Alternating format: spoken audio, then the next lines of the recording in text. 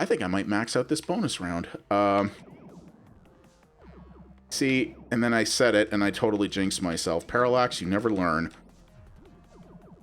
Don't you dare lose this because of one guy. Hey, look at that. Sweet. I love it when that happens when I make a video. What's up, folks, and welcome to an Indie Retro Ramble Fusion. So, who here remembers Galaga? If you don't, get the hell off my lawn. But yeah, Galaga, I mean, it is a classic among classics. It is one of the OG shmups, and it's a game that I honestly still think holds up pretty well to this day. It plays really, really well, and I still like to go back to it regularly. My favorite Galaga is actually Galaga 88 on the TurboGrafx, but leave a comment down below. Let me know what your favorite iteration of Galaga is, because there are a number of them. But also, Namco hasn't given us a new one in a really long time, pretty much since the Xbox 360 era, and that's kind of a shame, but this developer is sort of taking up that mantle and running with it, and it's a shame because I found out about this game, went to check it out on Steam, and it has not one, not two, but 3 whole Steam reviews. 3. And that's despite the fact that it's been out for a little bit at time of recording, so this game has flown under everybody's radar, and that really bums me out because I think it's actually really good. So this is a blast from the past, and it's made by a tiny little team from the UK, and well, yeah, it's a new Galaga, honestly, but it's not just that. So I'm going to show you what this is like here. So for those of you who don't know Galaga, you know, the core concept of it is very simple. Enemies come in from different points on the screen.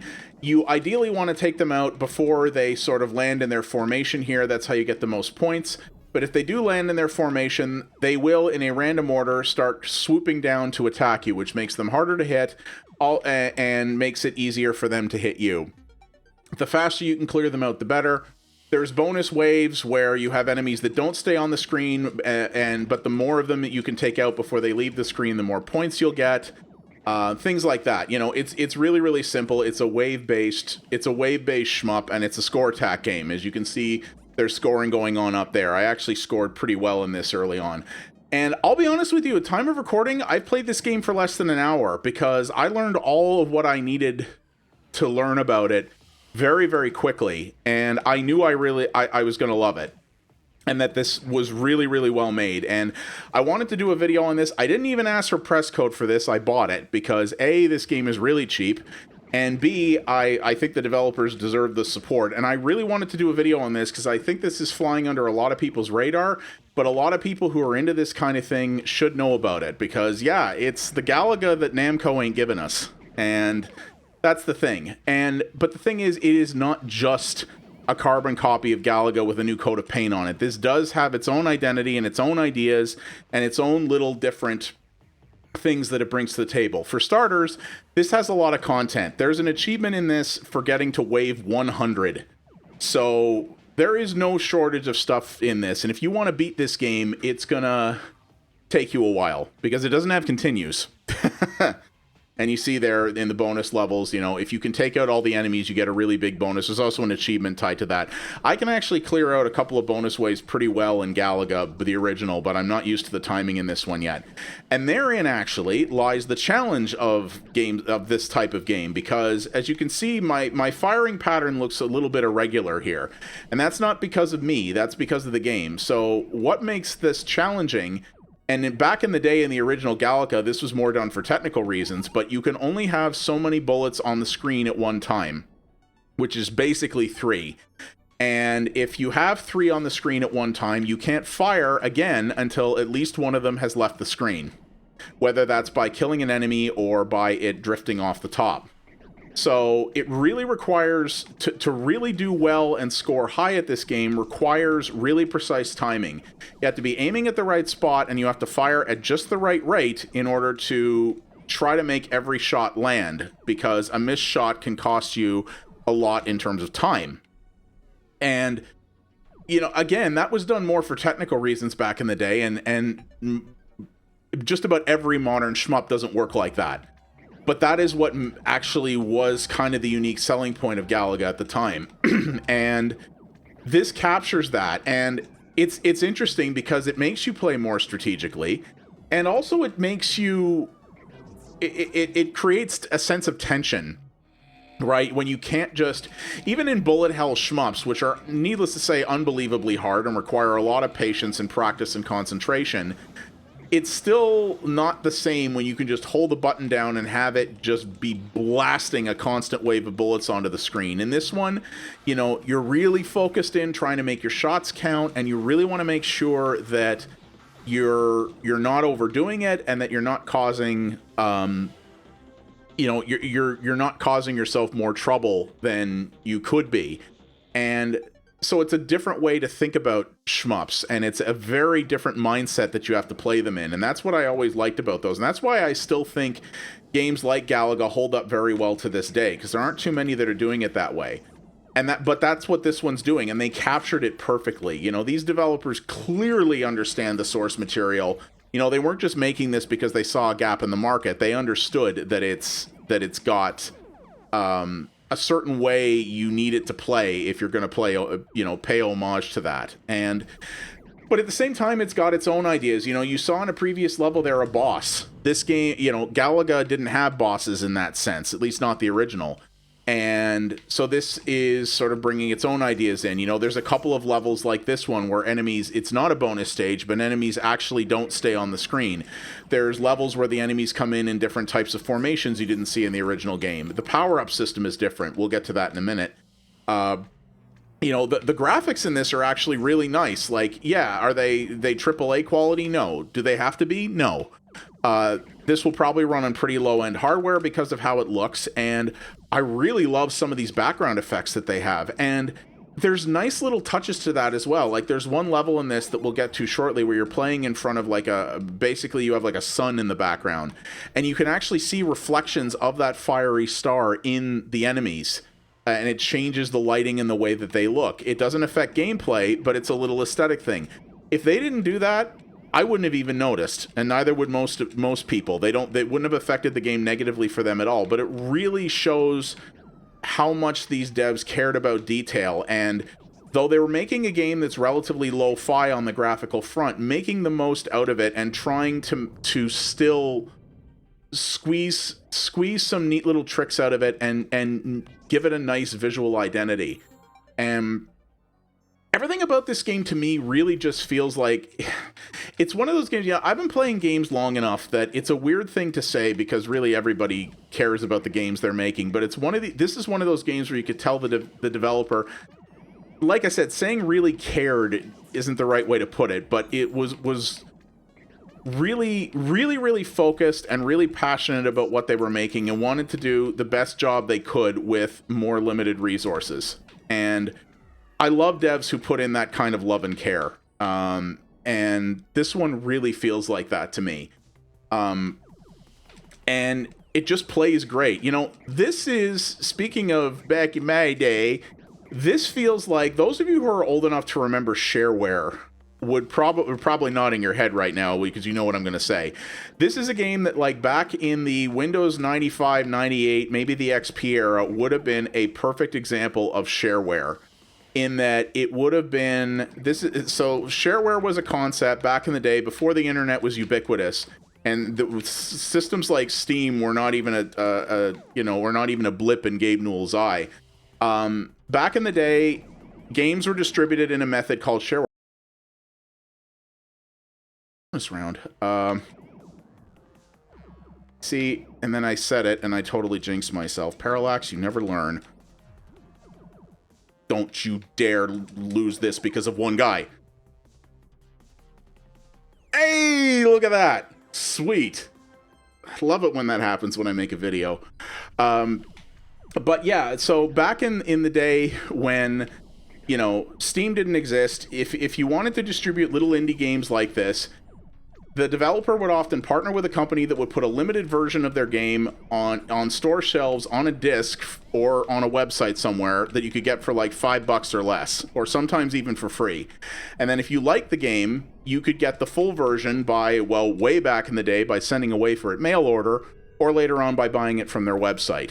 You know, in the era of things like Steam and the modern consoles and that concept doesn't really exist anymore. But That's really what this feels like. This feels like it would have been, and there was just like on Steam today, there was a lot of shovelware back in those days. Like, a lot of shareware was just hot trash.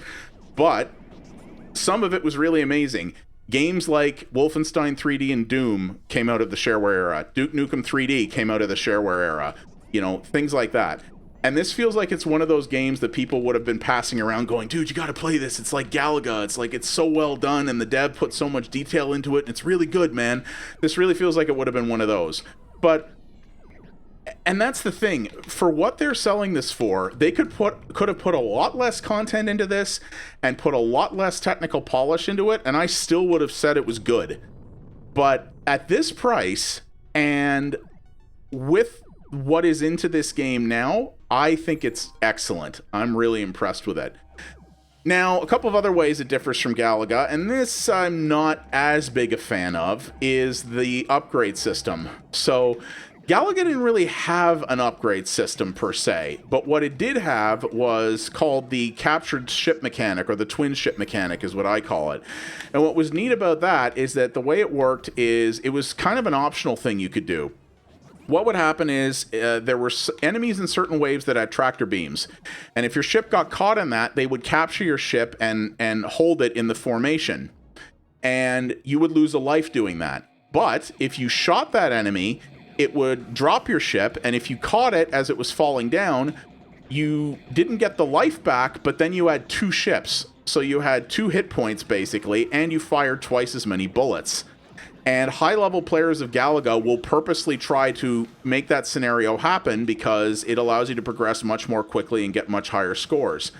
That would have been amazing to see in this game, and it's not here. That's one core element of Galaga I'm kind of really disappointed that they left out. I really wish that was actually in here. I think that would have been very cool. So what they have instead is this upgrade system. It's 3 levels. So you can see right below my ship there's those 3 stars. So when you start off with a new life, when you kill enemies, they'll drop sort of a star ball power-up thing. You pick that up, it will charge up 1 level, and then you can charge up to level 3. The first level just gives you points. The second level gives you more points. The third level will charge up your gun and make your gun more powerful. It's very quick to do that. It's generally pretty easy to do that. Probably not so much later on, but it's very basic, and I don't know. I don't really feel it adds a lot. It's not bad. It works fine, but I would have really preferred to see, if they were going to do that, I think, you know, the ability to change up your weapon a little bit more, maybe actual weapon power-ups, like the ability to pick up more and different kinds of weapons would have been nice. You know, if you're trying to maintain more of a pure vision of Galaga, throwing a lot of extra weapons into it and that, you're kind of really deviating from that a lot. So I could kind of understand them not wanting to do that. But this particular system, and again, the lack of the twin ship capture mechanic is not my favorite. That's the only, you know, probably one little criticism I would have there in terms of the core mechanics. But it doesn't detract from things too much, honestly. And yeah, you know, there's bosses in this that are pretty interesting, that definitely get more challenging. You know, the waves in this do get more challenging as you go. I imagine the later levels in this are absolutely brutal. I wouldn't expect less, to be honest with you. But yeah, they could have done a lot less than they did and still had something cool, but they did a lot for the money that's in this. I mean, this game, it even has online leaderboards. You know, I complain a lot about a lot more expensive games that don't do online leaderboards. I think for games like this, it's frankly just a requirement these days. This has them. They're very basic. It starts, when you select it from the main menu, it starts at the top of the list, and you just scroll down. You can't compare against your friends. You can't have it narrow in on your score specifically. You've got to scroll down and find it. Not too hard right now because not too many people are playing this, so the leaderboards are pretty small. But could they be implemented better? Yes. Does this little cheap game have online leaderboards where a lot of way more expensive games don't? Also, yes. And that is something very much to be applauded. And again, feels like these developers just kind of get it. They kind of understand, you know, what you want out of something like this, and what modern gamers should expect out of something like this. And I think that's great. And that's really why I wanted to show this to you, because this is a game that, in my opinion, deserves a lot more attention that it's getting. Shmup fans, I think, should check it out. Galaga fans should just get it without question. This would be a perfect game to run on a Steam Deck. You know, this would run like grease butter on a Steam Deck. I think it'd be great for that. You know, it is a game that you can play in shorter sessions if you want, though. You know, if you're good at this and you're trying to get to the higher level waves, your session's probably going to last a while, so it's probably not something you can jump in and out of very quickly. But nonetheless, you know, it's something you can you could do with that. I think this would be great for that. This would also be great on the Switch. Maybe it's there. I haven't actually checked. I'll let you know if it is there. But this would be a great thing on the Switch as well. And yeah, it's just a really well done homage to Galaga, made by people who clearly love Galaga the way that I do, probably more so, and understand what made it good and aren't just trying to copy it because they saw a gap in the market. They did this as a loving homage to it with some of their own ideas and flair on it too. And I think that's great. I love devs who do this and who put this kind of love and care into it, and I would love to see devs like this get recognized for their work. And this game is not, for whatever reason. So if I can put it in front of a few more people, I definitely would like to, because I'd like to see these devs make more stuff like this. So I'd like to see them get a chance to do that. And as you can see, there's another type of enemy there as well. So, you know, not a game bereft of its own ideas by any means. So yeah, that is a blast from the past. Maybe that's kind of the problem. I don't know. It's a cute, irreverent name, but it also doesn't necessarily seem like maybe the best name they could have given this. Maybe the branding was a bit of a problem. I don't know. But yeah, it is out now. It is cheap. It is very well made. It is fun. And it's the Galaga, the new Galaga that Namco won't give us. And I think it's very much should be applauded for that. And if you like shmups, especially if you like Galaga, do not sleep on this. Get it, play it, you'll like it, I think. So thank you very much for watching, everybody. I do appreciate it. If you liked what you saw here, please do all the normal YouTube things. Those do help the channel out a great deal. And leave a comment down below. Tell me, what do you think about this? You know, are there other Galaga-like games out there that I've missed? You know, are there other shmups that you'd like to see get this kind of treatment by an indie dev? I'd love to know about those. And as always, you can follow me over at twitch.tv/pxabstraction for multiple variety streams a week. I cover other indie games as well as retro stuff over there, including a lot of things that are better suited to streaming than YouTube. We have a great community there, and I'd love to see you be a part of it. Thanks again, all, and I'll see you on the next Retro Ramble. You folks have yourselves a good one. Take her easy.